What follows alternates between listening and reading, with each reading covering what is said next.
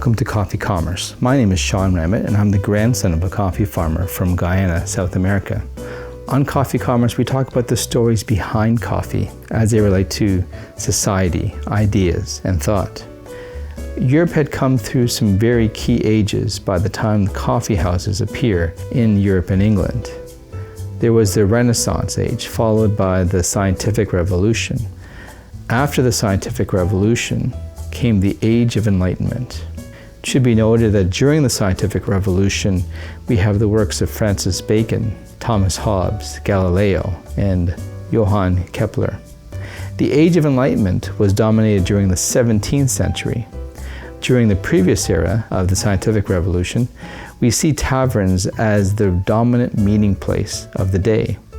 Although the purpose of the taverns were more about small gatherings at tables, alcohol is served at taverns that would dull the senses, but alcohol was seen as better than drinking water, which was not sanitary and prone to bring disease.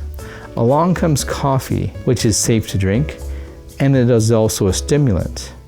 Not just coffee, but the concept of the coffee house.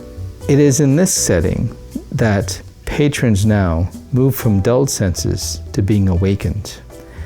In the coffee house, these were public forums. There was very little private conversations to be had. It is said that in these public forums that we see the rise of conversations that become revolutionary in nature.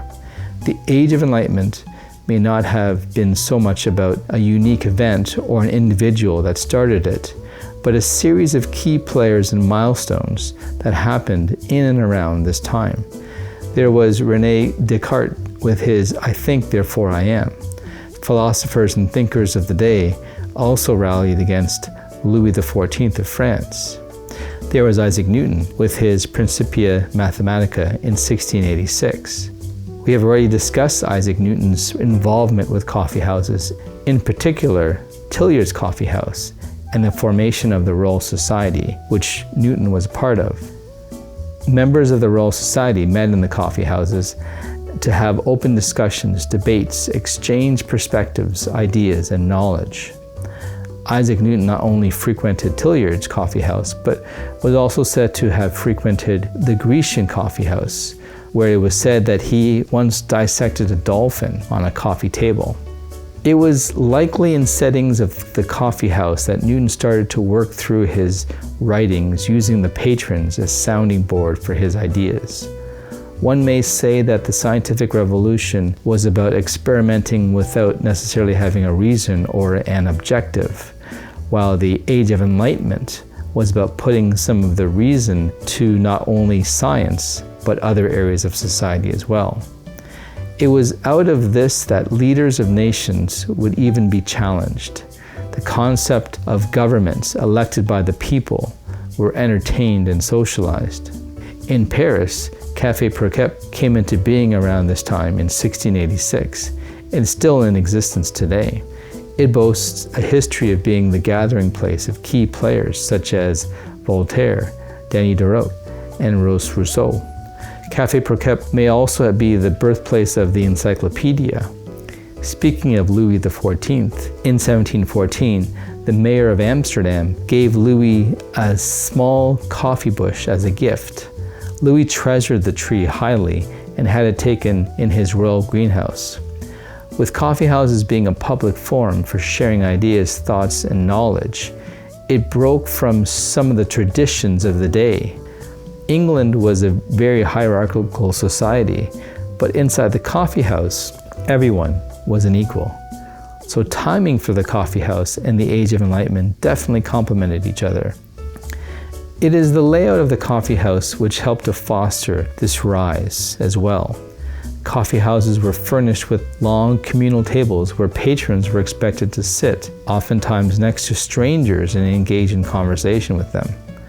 Regardless of the class, stature, or walk in life, you would sit and chat with your neighbor. The coffee house culture seemed to be in opposition of the social and privileged divisions of the day. Perhaps it is because of this type of divide that the coffee house concept flourishes. It was really for the first time that people could come together and be critical and open about their thoughts and feelings about the rulers, the politicians, etc. They did not have to fear ridicule, persecution, or even prosecution. These values are part of the building blocks for today's democracy. Coffee houses also created a safe place for experimenting with various things such as political ideas and scientific theories. It's also during the Age of Enlightenment that we see a move away from the monarchies as well. People believe that the best people to run a nation were those that were elected by the nation, not chosen or born into a position by a select few. This would lead to democracy.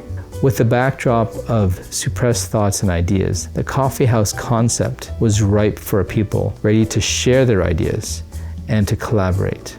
Some may say that society and economics are cyclical and follow patterns.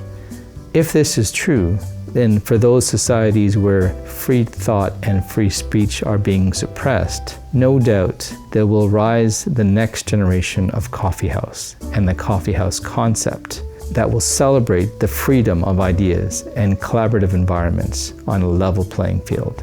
This we see in the revolutions to come, but that is another story for another cup of coffee. Thank you.